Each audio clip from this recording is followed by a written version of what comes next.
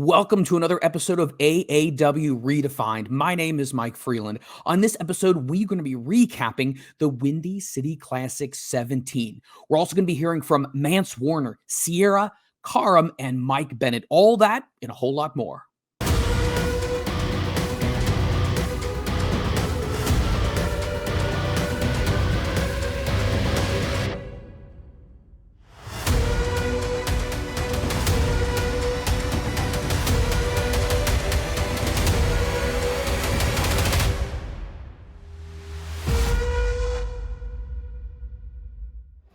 AAW, we just celebrated Thanksgiving. I got busted wide open. I had to fight my uncle. I poked my mama. I hit the pay window, but that wasn't even at the wrestling show. At the big event at AAW tonight, Old Mance stepped in the ring. I hit the pay window. Now Silas and Old Mance beat the hell out of each other. I was down there. I could hear him barely breathing. He could hear me barely breathing. Blood in my eyes. I couldn't see a single soul out there, but I could feel his heartbeat, like I could feel the heartbeat of AAW crowd out there on Old Mance's side. You know when I hit the eye poke and that DDT, ain't a single soul getting up, not the devil himself. If I turned hell and put the good Lord down, he ain't getting up either. I'd never do such a thing. I go to church on Sunday, baby. AAW, Old Mance's home. I love y'all. Almost brought a tear to my eye. Now here's a little pull the curtain back. I cried a little bit, but there was so much blood, y'all couldn't see it. I love y'all. Moo, yeah. That's Mance Warner. That is him. He is back. Guys, we're so excited about this Mance Warner versus Jake something. I'm here today with Kevin Kellam. Kevin, what is going on? What's going through your mind now that Mance Warner himself is back in AAW? I mean, it's awesome. It's Mance Warner. It's AAW. It's a guy who's so tied to everything. If you follow AAW, if this is your introduction, you're just getting a little bit deeper. This is the way you do it. AAW Redefined. You learn the stories. You get into the club. You're with us all at the bar, picking our favorites, dropping our stars on this and that. That's what we're doing in this show. But Mance is one of those guys that people absolutely love. He's like the definitive AAW style wrestler, a brawler who can go with everybody, who just delivers these incredibly energetic interviews like that, covered in blood. If you're just listening to the audio, he was covered in blood. And I've gotten some Mance Warner blood on me. Yes, I did have to get the suit cleaned after that. Yeah, that was an entertaining day. But we haven't had Mance for a long time. You know, he had that very serious leg injury, but he seemingly hasn't lost a step. And he's not the type of wrestler where you would notice the finesse or something changing. He's a brawler, and you got a really great brawl with him and Silas Young, another franchise guy for AAW. That whole show, Windy City Classic 17, not called Barely Legal. Some people were trying to call it Barely Legal, and I can confirm that is not the case. Windy City 17 is up now on highspots.tv. Go ahead, free trial. This is a great way to start the free trial, and then we're going to have another big show coming up December 30th, and the whole catalog. You can watch all the different catalog stuff there. But what a promo. Talked about giving a DDT to the devil, then giving a DDT to God, but then immediately apologized and said he went to church on Sunday. It's one of these things where you're not really quite sure where he's coming from, but you know Mancer's got a good heart. But it's that thing about him. It's that delicate balance between sanity and not. You're not really quite sure what you're going to get, and I think that's what Jake something's going to end up getting coming up. Yeah, and also it's not like Mance is a predictable guy. You know, like you could just tell by hearing. We didn't know where that interview was going to end. We knew it was going to start. It was going to go fast. It was going to be frenetic. He was bringing up fighting with his family over the holidays, and then going right into this match. And I don't mind saying that he's a modern day Dusty Rhodes in terms of his gift of gab and his ability to engage you and make you care about him fighting. He's not a guy who has to do a ton of moves that I love, or, you know, that isn't him. And also then you look at this Jake something he's taking on, the AAW champion, the AAW heavyweight champion. We'll talk about our heritage champion in a minute. I was mentioning him. This is a different Jake. This is Jake who has not just a chip on his shoulder, a giant chunk. He was away from AAW for a while. He was in Impact Wrestling. I'm not speaking for him. It doesn't seem like he was incredibly satisfied with that experience. He proclaims himself the hottest free agent in all of professional wrestling. He has no contract with AAW. He has their championship. So that's an interesting scenario that he finds himself in. This is a guy who laid out Danny Daniels in a scene that I can confirm to you, Mike, no one in AAW was prepared for. There was no preparation. There was no like, oh, Danny's going to have some type of confrontation with Jake tonight. We didn't know Jake was going to be there when he showed up a couple of months ago. The last time we were at Bourbon Street, gets in the ring with Danny. And Danny hasn't wrestled in over 10 years. Our owner and the main producer of the show, and he gets laid out. This is a different guy.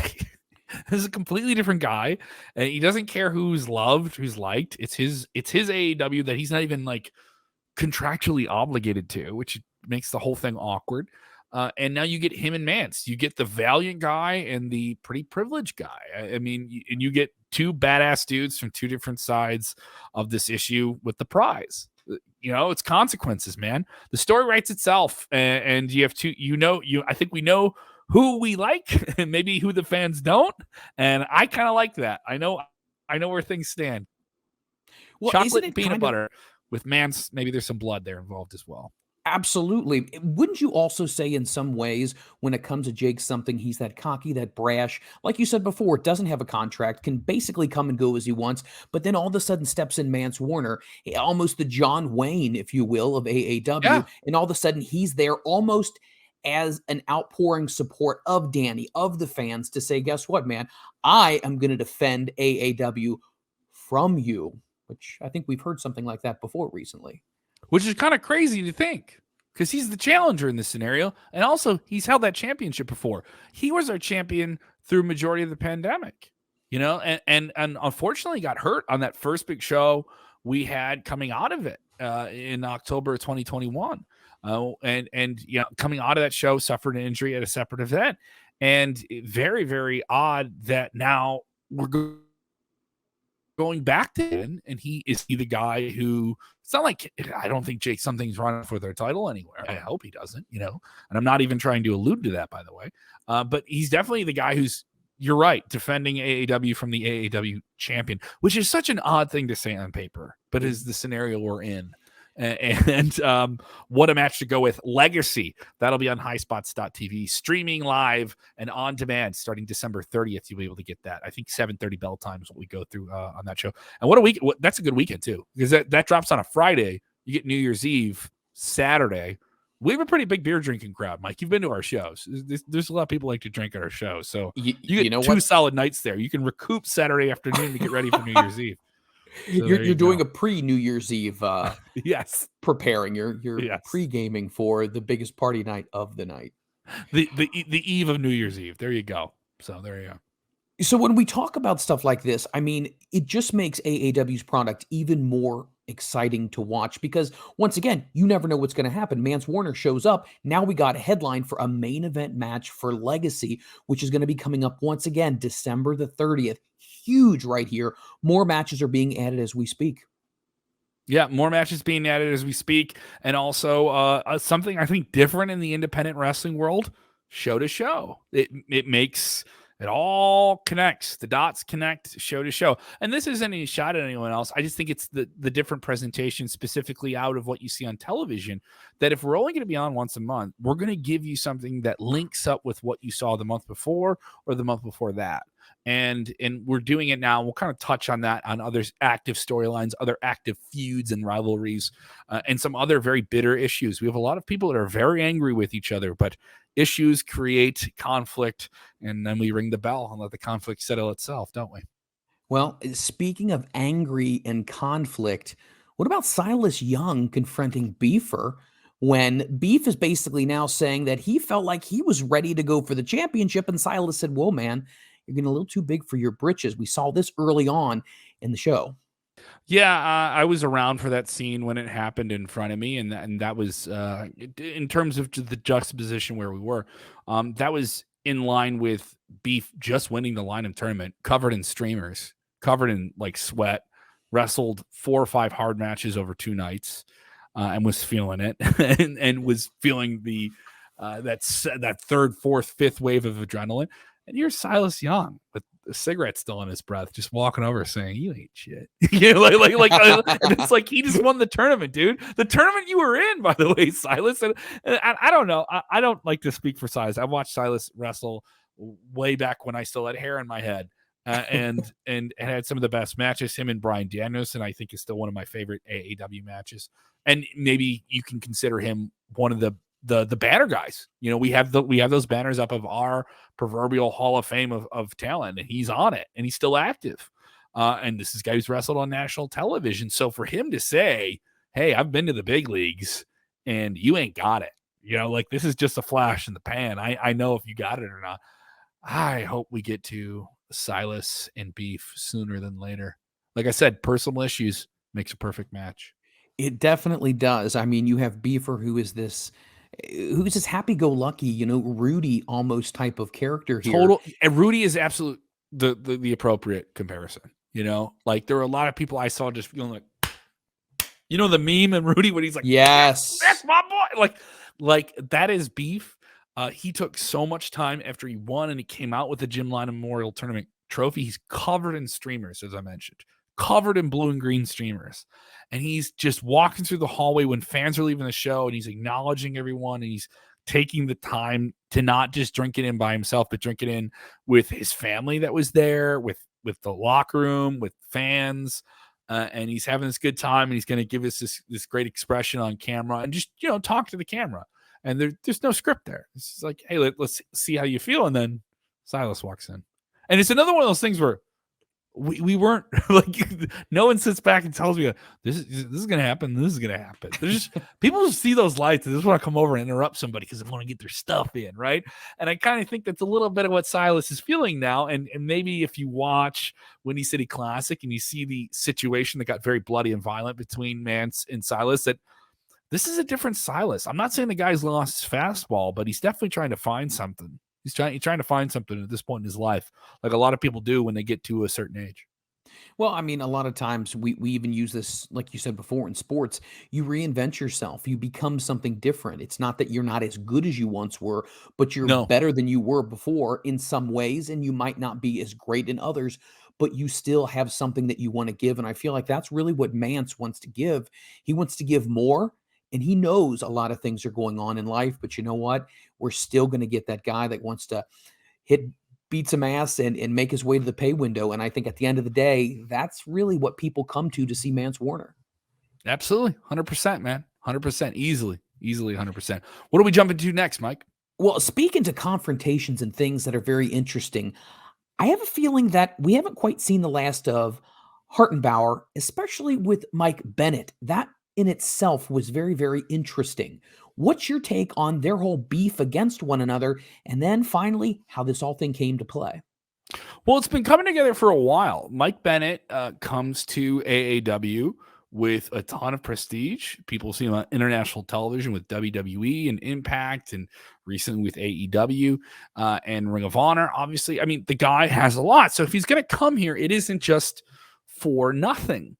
He comes here while actively doing those other things too. So when we got a different Mike Bennett, we got a very clear, strong, and he had a series of unfortunate losses, but that motivation, the Mr. Motivation thing that you see him project on social media, I wouldn't call that an act. You know, I would call, you know, the best wrestling characters are guys who take the character and turn it all the way up. And it's really just a part of themselves that they're just increasing the volume on. This is a really smart, healthy, well-rounded, motivated guy in a very unhealthy space that is pro wrestling, where people are hurting each other. And so these series of losses come together, but through it all, you have a guy who's always been conniving with Johnny Bravo and his collective, and he, you know, aligning himself around Davey Vega, who's always been conniving, who's always been one to take whatever shortcut presents itself, just objectively looking at the situation. And Mike Bennett sees a path, a motivating path to get to Davey Vega in the AAW Heritage Championship, wants to do that.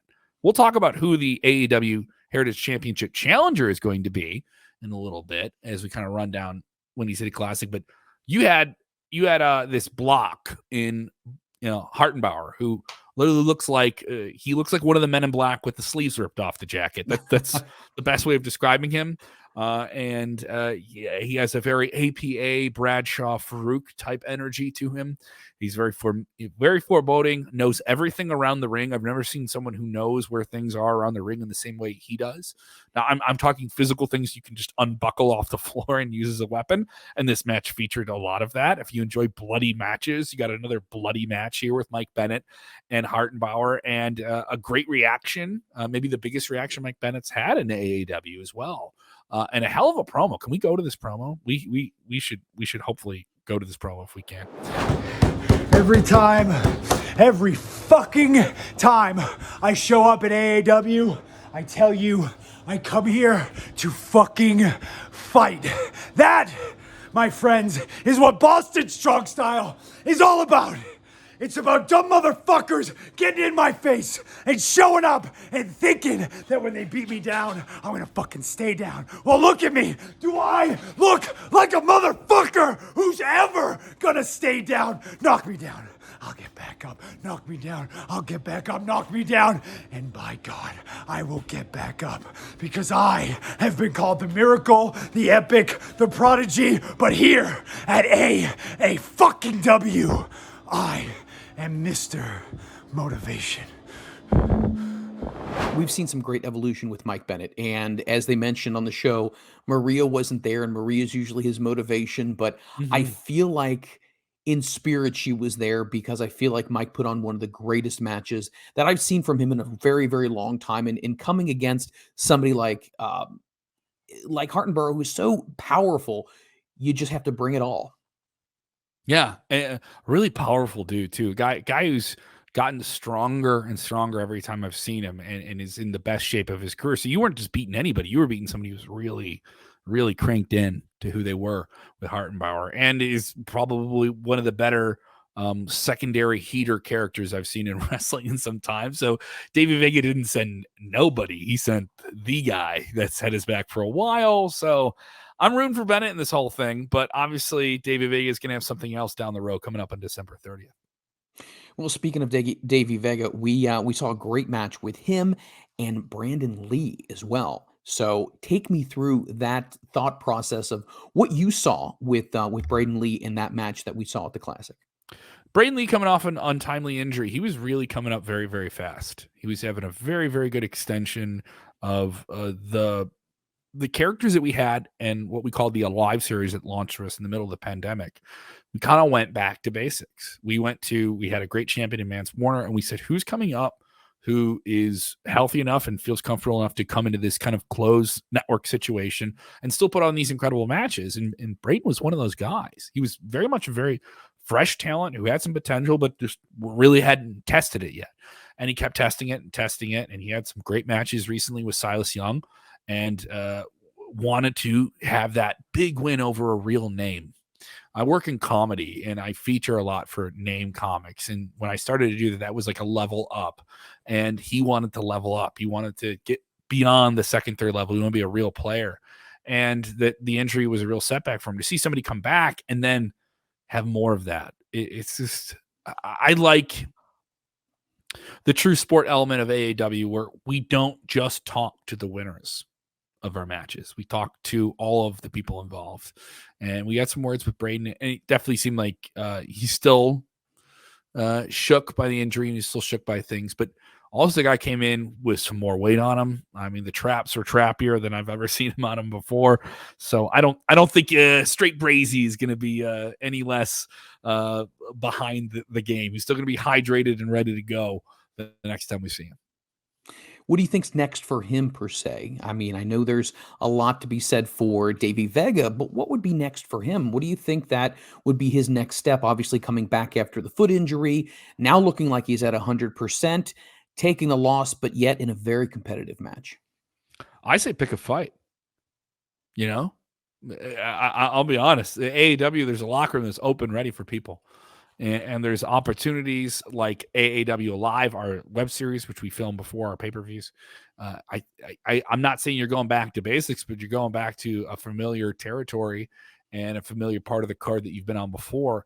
And there's nothing wrong with that. Nothing wrong. Everyone thinks it's a setback. I think it's a real highlight because that's where he came up, by the way, too. When we were filming those web series, AAW Live, that's where Braden really came into his own and started to be a guy that we could see up. I don't think that's all the way down the ladder, maybe just a notch down, but I think that kind of slingshots him and maybe moonshots him up for something bigger down the line in 2023. I think he will be a character, injuries aside, that Braden's going to be a special character for us moving forward. Really, really, really do. I think he's one of the hottest up-and-comers we have right now. Speaking of something that was really, really hot, and you probably would use the word highlight to describe the match itself, smooth operations with Joe Alonzo taking on Heather Reckless, Chef, and Russ. That in itself was something I was not quite prepared for, but yet it was an incredibly competitive match.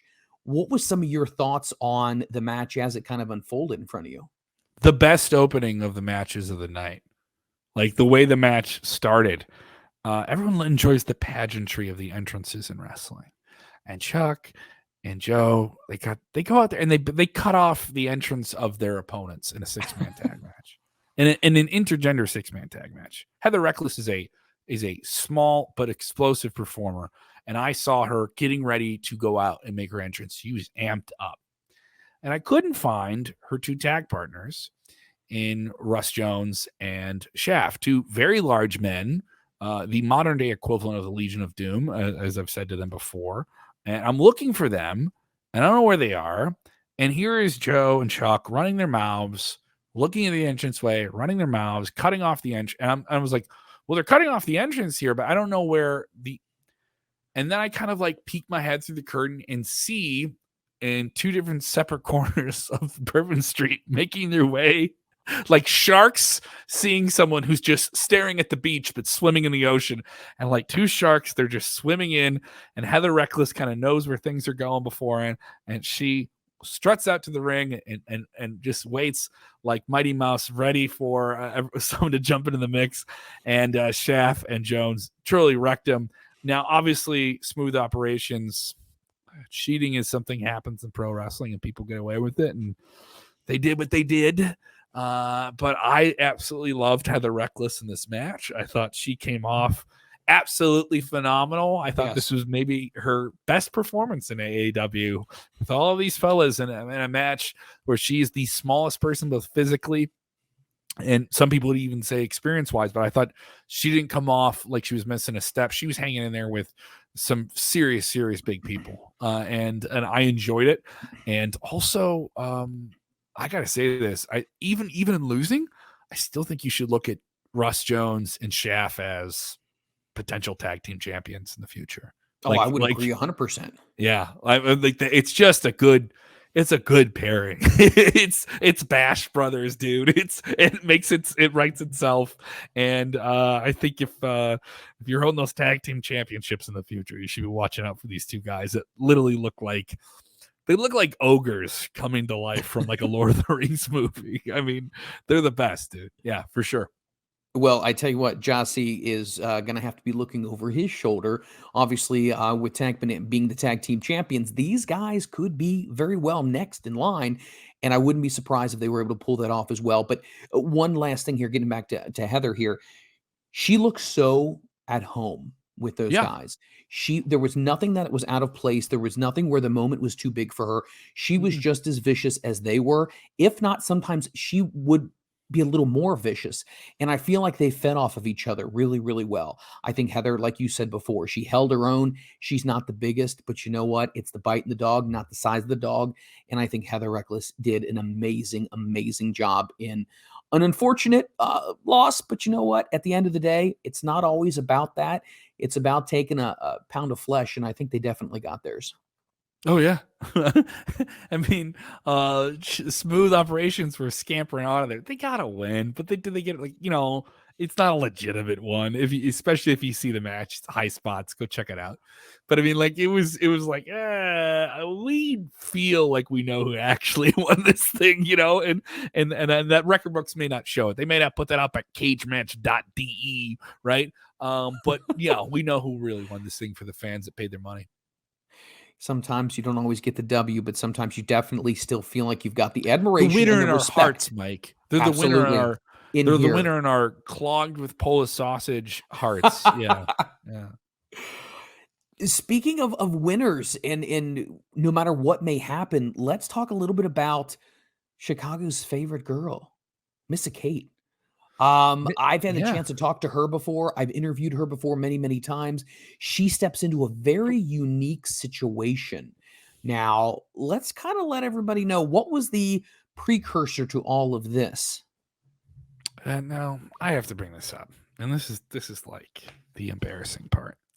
So, AAW Heritage Champion Christy Janes cannot appear due to an unfortunate conflict that is uncontrollable, out of her hands, or so she claims. Now, I can't confirm why she wasn't at Windy City Classic 17 as advertised for a title match, defending the title that she has had, that she has only defended a handful of times. Like I would say she likes wearing it. Defending it is another story. Like I have to say that with Christy Janes, and I know some will say that Kevin, all of my interviews with her tend to be contentious when we're on live highspots.tv pay-per-view, and there is an issue with Christy, who I've worked with on camera now for over 2 years, not remembering my name. That is an issue, and likes to refer to me by different names every time she has sent me, but she knows the itinerary and all these different things. Now, she was supposed to be there, but her absence was definitely cleared out of the way when Sierra, who has been chomping at the bit for an opportunity, is now here with an opportunity, and Christy Janes is not there to be seen. But you still want to show off and retain your spot as the contender. And I feel like that's what we got. And Missa Kate, maybe you came to AAW, or came back to it rather, at the wrong time.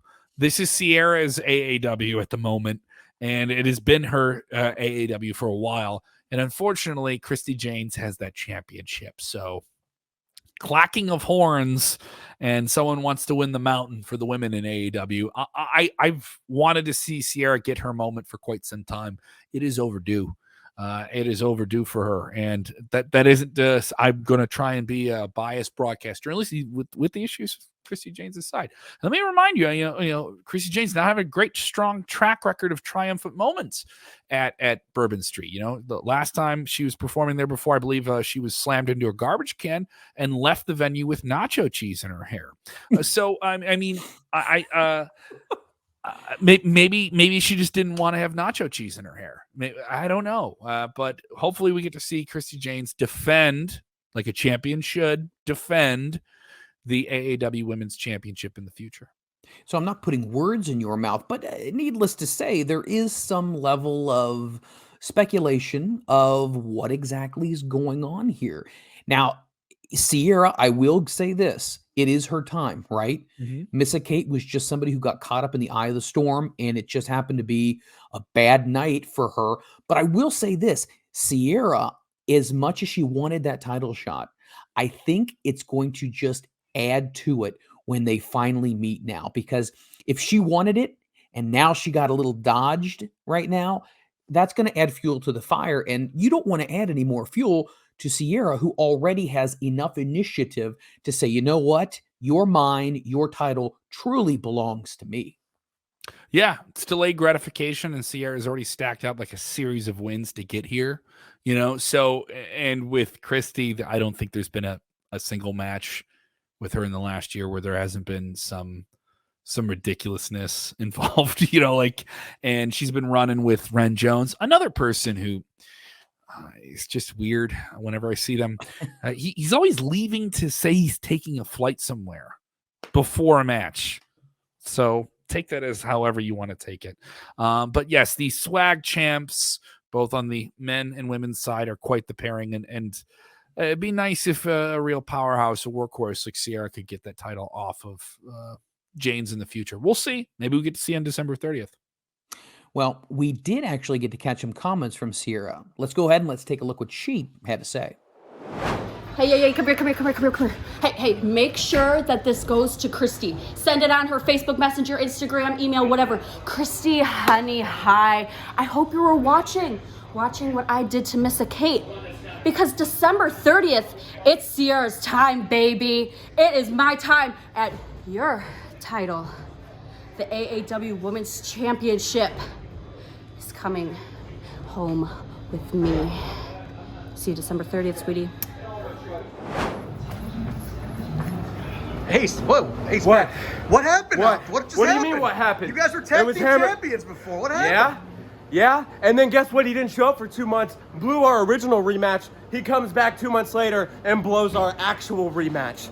So yeah, we may have been tag champions for 8, 9, 10, 11 months. I started to like Hammerstone. We really had a chemistry, and it breaks my heart. I didn't want to do that, Hammer, but you made me do that. You're doing something to me. This has done something to me. This tag team has done something to me, and it's because of you.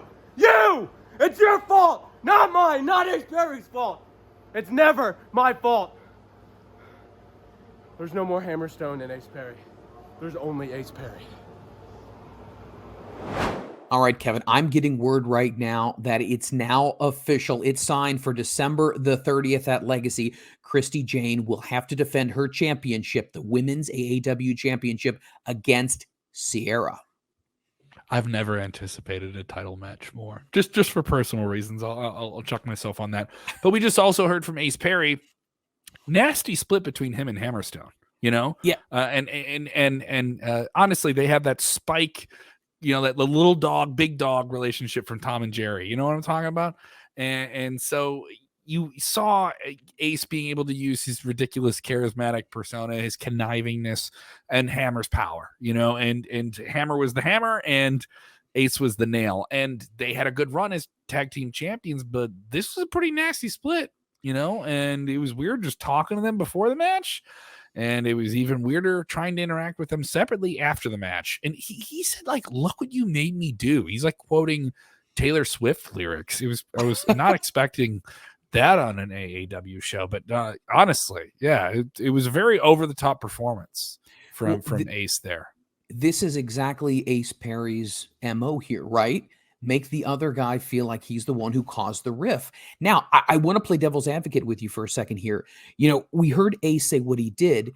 Is there any chance there's some validity to what he said? I'm not trying to stir the pot here because we all saw what he did, but is there any chance that Ace may have some level of credence to what he's saying? So, pre-match interview, I'm speaking to both Hammer and Ace on camera for the first time in several months. And there were some issues with Hammer, and this is a guy who's touring the world with Major League Wrestling, right? He's doing some big things there. That's international television. He has commitments overseas. He's balancing a lot of different things. And a lot of people with AAW tend to do that while still retaining a commitment to us. Sometimes it's not every show that they can appear on. And that even sometimes happens with our tag team champions, and we have some interesting scenarios, as we have currently with frontman Josh C, who's still the tag team champions, now with Calvin Tankman as his tag team partner. And, you know, he won those titles with a different partner. So it happens with this, especially in our tag division, which is, I would say, highly depthful. We have a lot of depth in that tag division. But here you have this team that's getting another shot. You know, they're getting a shot in a building where they laid out those same tag team champions before. It's a nice building, good vibes, back together. That's the way I thought the interview was going to go. But then, like, Ace kind of, like, mentions, like, oh, I've been carrying the weight. And I don't know if you've seen Hammerstone. His name is Alex Hammerstone. He looks like a real-life action figure. All right? He does. And no rip to Ace Perry, who I would describe as a very sly, maybe built like a very athletic soccer player. Still has a build to his own, still very athletic, very much a very fast and effective cruiserweight. But you want the super heavyweight, you're talking about Hammerstone. So I kind of saw the look on Hammer's face, like, I know what you said, but we still have this match and we're still going to go for this thing. And then later on in the night, that blows up, and, you know, low blows and nastiness and this personal issue. As I mentioned, personal issues make matches. We've seen tag teams split before, and it creates something. And this is always something we find ourselves back to. And it's a nice part about wrestling is a team breaks up and now we get a cool new scenario. I'm looking forward to how many times Hammer can pick up Ace and just move his body like a toy of some kind. Like, how many rows into the audience can Hammer throw Ace. It's not whether or not that's going to happen, but how far he will throw him. Let's just hope that Hammer doesn't allow Ace to crawl on up his mind, because keep in mind, he's one of those guys. He's almost like one of those little worms that crawls into your ear if you're on vacation and you've been to a place you shouldn't have been. Just be careful, be cautious, because I'm not saying that he is going to be destroyed completely. I do agree with you, but getting there might take something away from Hammer. We're just gonna have Now to I wait and can't find drink out. tequila. There's worms crawling in my ear. I know. Now I'm getting a little itchy right now. Speaking of someone who drinks Unbelievable. beer, I've had some beers backstage with him before. Manders has had a long personal issue where he once almost jumped off the balcony at Logan Square Auditorium to get into a fight with Fred Yehi. Him and Fred went at it during the Jim Lynam Memorial Tournament. They both cost each other their spots in the tournament, which made for a wild scenario. And then we get personal issue, big match. I keep going back to it. And we get a dog collar match, famed, nasty issue. You don't just do a dog collar match to do a dog collar match. You do it because of nastiest, and two guys tied to each other. Literally now competitively done with that. And it was even crazier, nastier. A guy named the Savage Weight lived up to being a guy who yells war, war, war, and was super fanatical. And if been around Fred, he has the cauliflower ears to prove it, with a guy who's a former Division I athlete in Manders. So you have a lot of personal issues, big brawling brutes. That's a term that people started using in wrestling again, right? And you got some brutality from both these guys. What do you think of this match? You got to see it from afar. I got to see it in person. I did, and I thought that Fred, how's the right word to say when you talk about someone like Fred Yehi and you talk about just his raw emotion, that's kind of the big thing with him. It's just raw, unbridled emotion. But then you have his opponent, which definitely he has that cool, calm collectedness from him, but there's also times when he can let loose as well. And in a dog collar match, anything goes. It doesn't matter how big the dog is. It matters how big the bite is, like we mentioned before. I liked the match tremendously. I think that it made Manders look good. I think it just showed how nasty and dirty that Fred Yehi can get and how far he will go and the lengths he will go to win a match. And I think at the end of the day, you really get to see how far someone's pushed to their limits when they're in a match like a dog collar match. It's nasty. It's not pretty. And a lot of people will say it's a bowling shoe ugly, if I can use that quote. But sometimes you got to get dirty to get the W. And that's what he did. I loved it. I thought it was a great match. And I think the audience loved it as well. If you're more familiar with WWE, I would say that Fred is the closest we have in our locker room to a Randy Orton in terms of his unbridled, calculated madness. Like he knows what he's going to do, but at the same time, he's the one guy who walked down a hallway and saw a brick and said, I'm going to use this in a match. And he just did it with this, oh, look what I just came across. This is all a part of my plan. Now I'm going to yell war, war, war, and then I'm going to go hit my opponent with a brick. So you also have a guy who's very, very proud in Manders, who's been near the title scenario for a long, long time. And Fred's a former champion. Manders has never been able to hold that championship. And I do think that's something that gets under his skin. And I do think that's something that Fred takes advantage of. And I wonder what that's going to do to Manders down the line, because he's been such a proud guy for us, represented us on Impact Wrestling, and he's gotten to do some great things, but he's never had that championship, and he's really, really wanted it for a long, long time. And Fred's been a big blockade, and then at the same time, Fred takes this kind of sadistic joy in kicking someone down the mountain while they're going up it. Well, it's one of these things. We're just going to have to wait to see how this thing plays out, because like you said before, these personal conflicts inside these matches just lead. It's layer after layer after layer. What is going to be the next chapter in something like this? Because this is not the end of this. I think Manders is going to come back, and I think we're going to see a different side of him. And I think it's going to be one that we're all really excited to see what's next. Yeah. I don't think we're going to get the same Manders again. I don't, and the tone with him is getting darker, so I mean, we'll still see a cowboy, but what color of the hat he's wearing the next time might be different. So we'll definitely check that out. AAW heavyweight championship match. Jake something the winner of the Jim Lynam Memorial Tournament. I saw the white dress wonderful one himself come into the building, bedazzled jacket, black and gold. He wanted gold on the jacket, he said, because he was ready to win that championship. And you got to admit, he gave him a go. You got to watch this match. It's up on High Spots. Maybe I'm giving away a little bit, but it's a match that I think also was a tough act to follow everything else that was on the show. We already at that point had Mance and Silas. We already had Fred and Manders. We already had a wild ladder match, which we'll touch on as well. But what did you think of Jake versus Big Beef? I think it was that David versus Goliath, and I know we use so many cliches when we talk about, especially when we talk about Beef and his rise to where he was to where he is today. And I thought Beef went out there and he gave it his all. I think he did a great job, as much as he can at this stage of his life. I think he's definitely going to be able to give more. I think he's going to come back from this and be even better than what he was before. But once again, the phenomenon of Big Beefer does not end right here. The story continues on. But I just think Jake something was just way too much on that night. It reminds me a little bit of that fast-paced run up the ladder that you saw Rob Van Dam have when he came over from ECW to WWE. And people said, oh, he's going to be the champion in the first year and all these different things. And Beef, when he came in, he made a big splash, had a series of really, really big matches, and then won the Lynam tournament.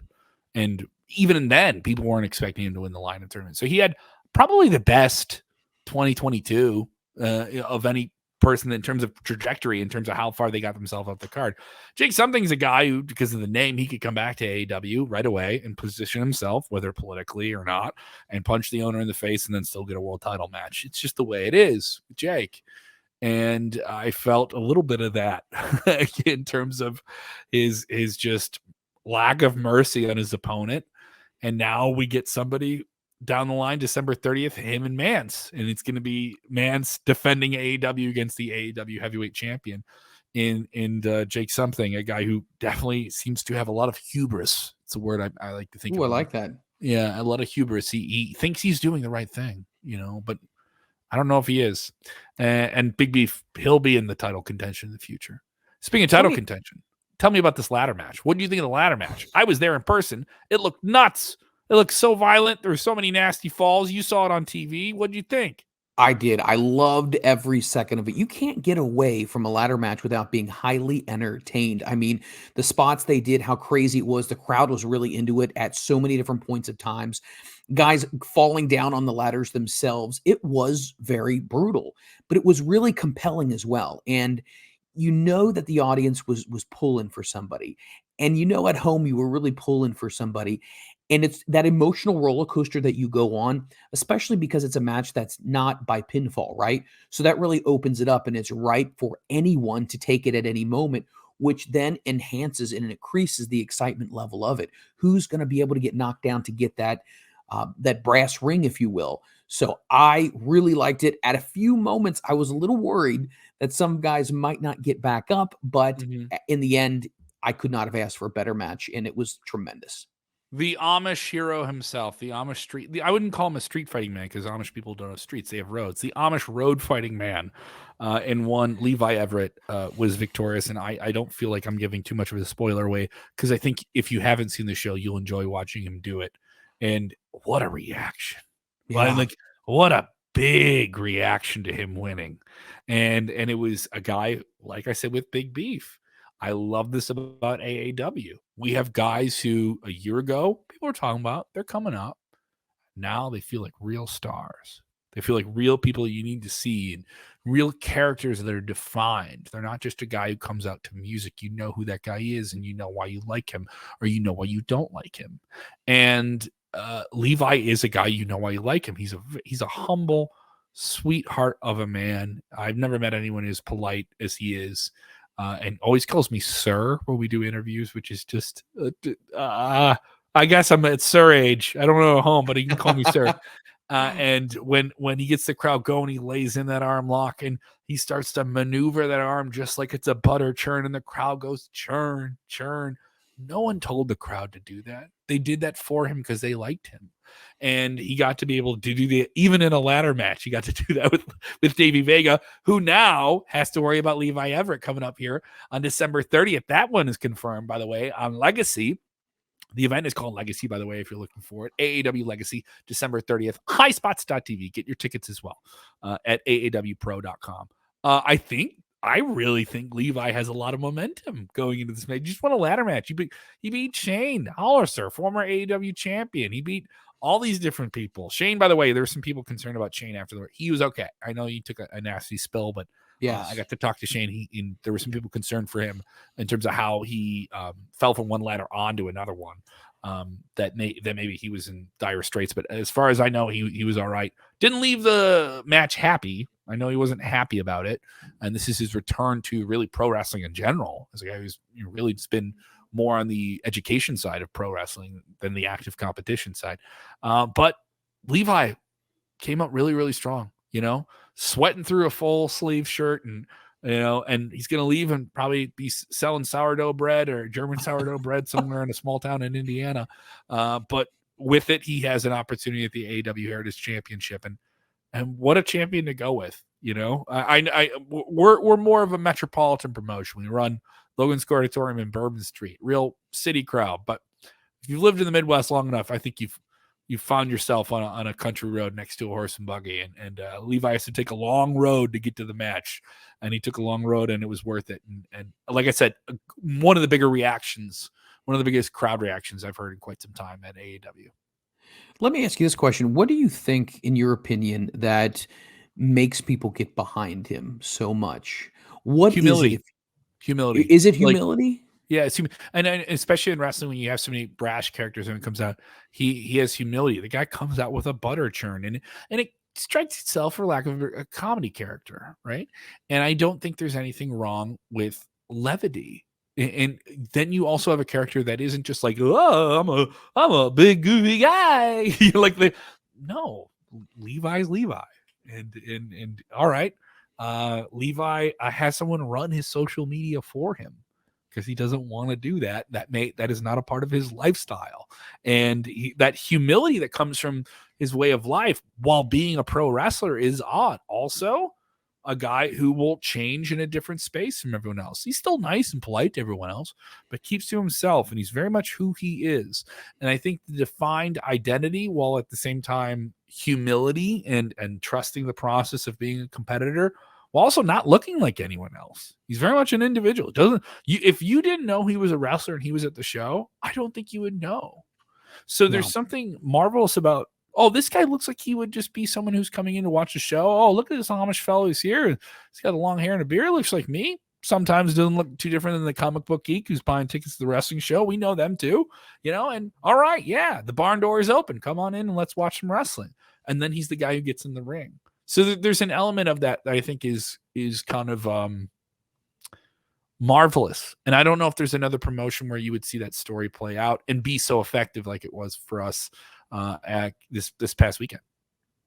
It was a great show. If you not got a chance to see it, High Spots is where it's at. Definitely check it out. From top to bottom, the card was incredible. So many great matches, ladder matches, dog collar matches, championship matches galore.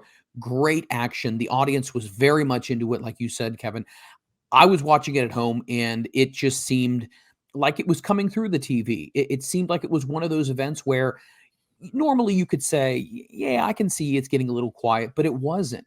It was genuinely, organically excited for each and every match that was coming by, and this one was no different. People were so excited for Levi, much like we talked about before. They were excited for Beefer as well. It's one of those things that taps into the human spirit, and you want to pull for somebody. As much as you hate Davey Vega, as much as you hate certain people, you even love these others even more, and when you see them win, it's almost like a part of you wins as well. So it's great of a confrontation. It is definitely a journey that you get taken on as well.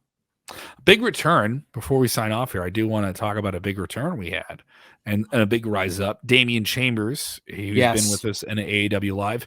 He made a big splash in that ladder match. I think he had like one of those performances where another one, you didn't see him win, but you definitely felt his presence. I'm ready to enter the chambers of his future for sure. Put that on a t-shirt. Someone else who's been a muscle.